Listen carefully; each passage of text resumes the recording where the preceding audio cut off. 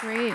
It's wonderful to be here. As part of my preparation for this talk today, I decided to re-narrate my entire life according to this theme, hybrid, which I thought was fascinating, and really want to share with you a little bit about my experiences researching the misfit economy. So looking at this notion of all the economies that are excluded from mainstream economic life, and looking at hackers and pirates and gangsters and people in the informal economy like Amish camel milk traders, and what we can learn from them and what we can even apply from them to mainstream markets that are in need of change. So that's one of the themes I want to share. The other theme that I want to look at is this idea of hybrid identity. For the past few years, I've been playing with this concept of alter egos and even inhabiting an alter ego myself. So I hope to leave you with a little bit of an appetite to maybe develop your own alter ego.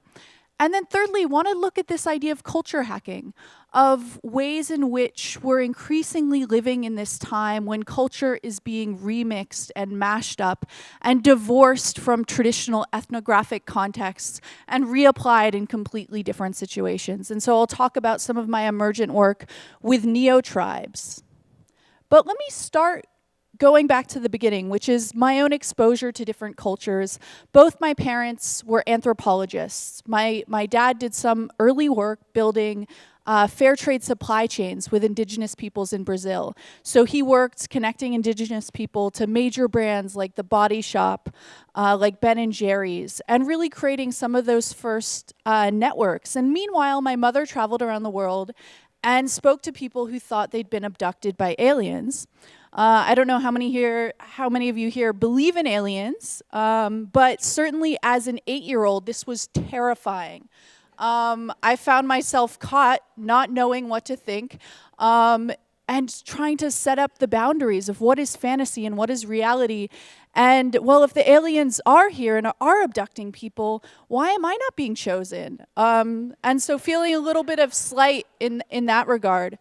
But coming from this really esoteric upbringing, it instilled in me the value of talking to people that make us uncomfortable, talking to people with radically different cultural perspectives or forms of consciousness or experiences that we might not be able to factor into the Western world. And from there, I went into a completely different anthropological environment. I went into this corporate heart of darkness, and I tried to apply anthropology there. And within this corporate setting, I discovered what I sort of called a lost tribe. And these were entrepreneurs. These were people that were trying to bring their full selves and entrepreneurial mindsets into the workplace. So they didn't check themselves at the door. They brought all of their values in. They were trying to hack corporate cultures, institutional cultures from the inside. Someone, for example, that I first met was called Dave Burdish, who was a third-generation employee at Ford Motor Company. And he was really trying to get the company to think differently about its human rights practices, to think beyond automobile manufacturing, to actually develop mobility solutions. And he was a little bit of a misfit within these institutions. He didn't follow this traditional corporate career path. And as a result, he was sometimes marginalized, but he had to develop these incredible skills of world bridging. And I think this is where the magic is. He was a proud card-carrying member of Amnesty International, and he brought all of that into Ford. And so for me, it's really when these different worlds collide where the magic begins to happen. And this was very much apparent in some of my work, jumping from working with these insider misfits, from these culture hackers within institutions, to saying, well, what about the fringes? What can we learn from the pirates, the hackers, the gangsters, the camel milk traders, people that aren't connected to the mainstream economy? And this led me to really develop a much more expanded notion of entrepreneurship. I think we're all a little bit tired of this kind of hoodie-wearing Mark Zuckerberg script of the tech startup founder. And so I really went into different types of ecosystems that weren't Silicon Valley, went into prison systems and talked to ex-cons and recognized that actually within these black market economies, there are incredible entrepreneurs. There are people that are running drug businesses that know an immense amount about how to create a brand, how to create distribution, how to retain customers. One of my first conversations was with someone called King Tone, who was the former leader of the Latin Kings in New York. And what he was effectively trying to do was a change management program within the Latin Kings. He wanted the Latin Kings first to be recognized as an organization. In our first conversation, he said, don't even call us a gang. You know, we have this brand, we have this philosophy of kingism. How do we take this cultural organization and turn it into a civic movement, turn it into a social movement, like what the Black Panthers were trying to accomplish? And so he had mixed results with that. Some accused him of just running a greenwashing campaign. But this was really a conversation that completely changed my perspective about the role of gangsters, the role of criminals, and really seeing that entrepreneurial mindset. Another was a conversation with Catherine Hoke, who started a program called Defy Ventures, which connected this world, again, this bridging of worlds, connected this world of private equity and venture capital with prison systems. And once ex-cons were out of prison, really matching them with resources so they could start businesses in the legal economy. And so I think we really have to push our scripts around entrepreneurship to allow them to evolve. I was having a conversation backstage, and so many of the resources going into these tech incubators, to the Silicon Valley copycats of the world, are extremely exclusive, extremely privatized. And you go across town to some of these markets where people don't have access, and you see the same entrepreneurial mindsets, but people that are completely marginalized from the startup dream. And so how do we create bridges between these two different worlds? Next, I looked at this theory of hybrid of world bridging in a very different context. I spoke to someone called Gary Slutkin, who spent his career working on infectious disease. So he traveled around Africa, he was working in refugee camps, he was working to contain malaria, tuberculosis, HIV, and AIDS. And after 15 years of a very high-pressured career, he burnt out and he went home to his native Chicago. And in Chicago, he started reading the newspaper and paying attention to what was happening locally, and really thought, how do I pivot some of my skills in a whole new way? And he realized that in Chicago, there was violence almost every day being reported in the newspaper. And studying these patterns of violence, he came to the conclusion that violence spreads in the exact same way that an infectious disease spreads. So rather than treating perpetuators of violence as sort of evil wrongdoers, let's treat them as people that have actually caught a contagious disease. And through this, he basically took all of his insight from containing contagious disease work, built around this model of community outreach worker, and applied that to treat violence. And so he created a network of violence interrupters, or people that are acting as intermediaries in local communities.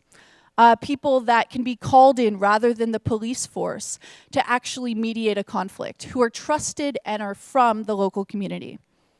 And so to me, this is an example of someone who took one discipline and applied it to a radically different field.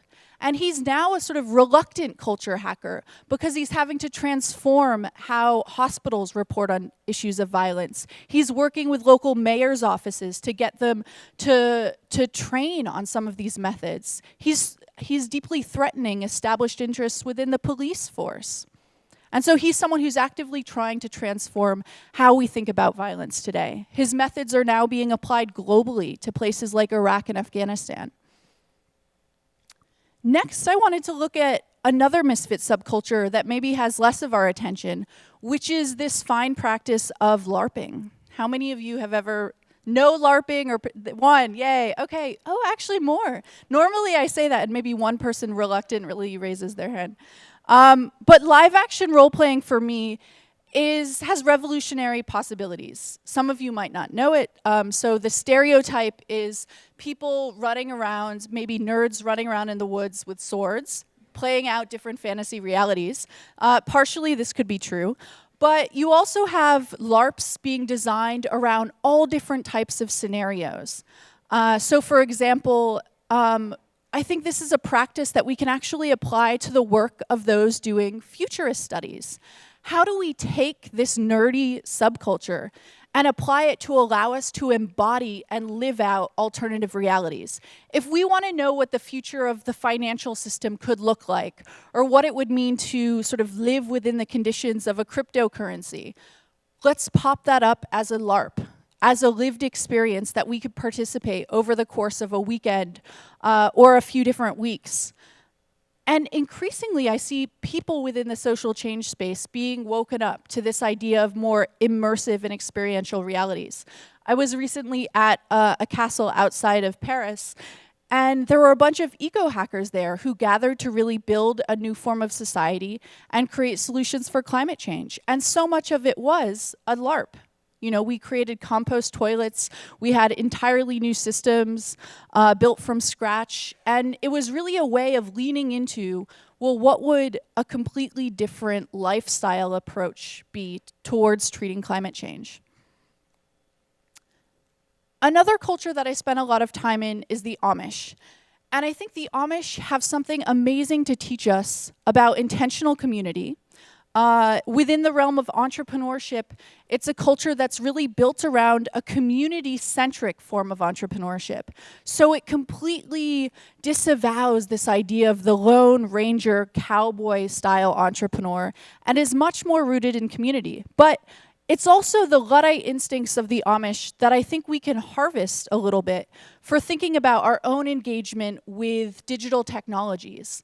We're at a time when so many of the digital technologies we're using are turning us into zombies. And so how do we bring a much more intentional technology agenda to the fore? Well, within Amish communities, you have this reluctant stance towards technology.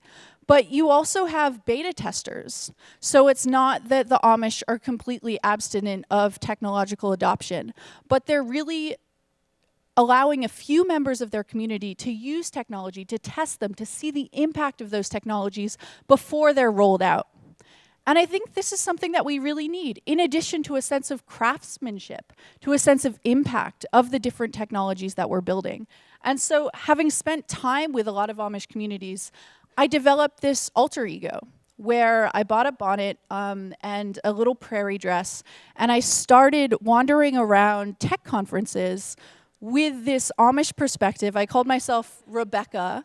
And for me, it was amazing for two reasons. It was an opportunity to hack my identity entirely, to really operate from this moral place of inquiry. I kind of would ask people in a very soft and vulnerable and curious, shy, Luddite perspective about their technology these tech founders were creating.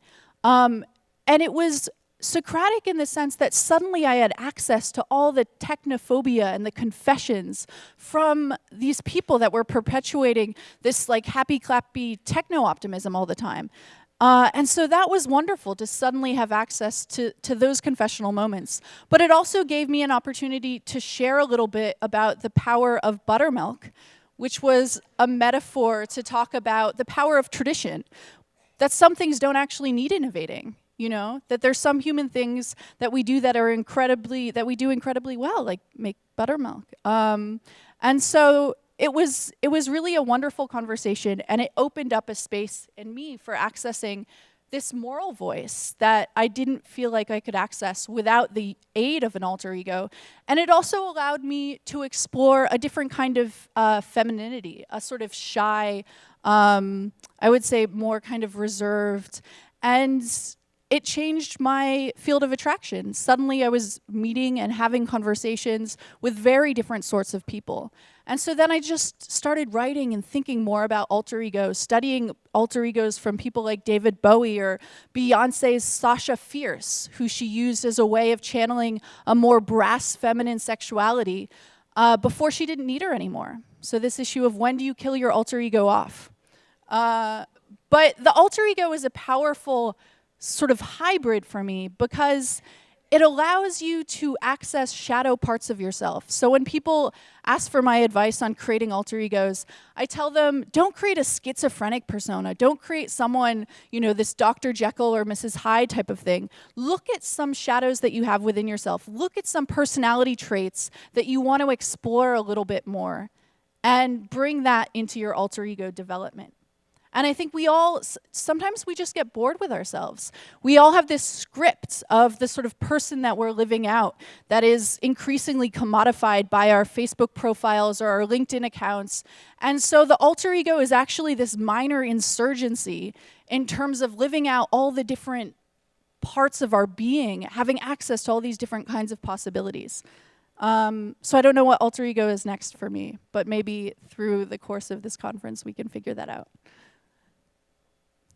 Lastly, I wanted to talk a little bit about this idea of culture hacking. And this is really different worlds coming together. The next project that I'm embarking on is this work around neo-tribes. So looking, for example, at all these different emergent forms of community and trying to understand what is it that they share around community design and resilience.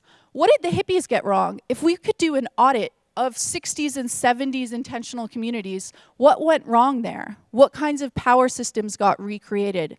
How can we learn from emergent communities like ISIS? How can we learn from these cryptocurrency communities that are popping up? And so neo-tribes is really an invitation to think about community design, where we're not just seeing cultures in a traditionalist or preservationist way, but where we're seeing, oh, there's a practice here from this one culture that I can take and apply to this community. And this is now an emerging group. We have over 5,000 people around the world who are helping to distill and do these amateur ethnographies of these very different types of communities. I just want to end by saying I'm really excited to speak to all of you more, by really exploring for you, what are some of the different hybrid worlds that you hold within yourself?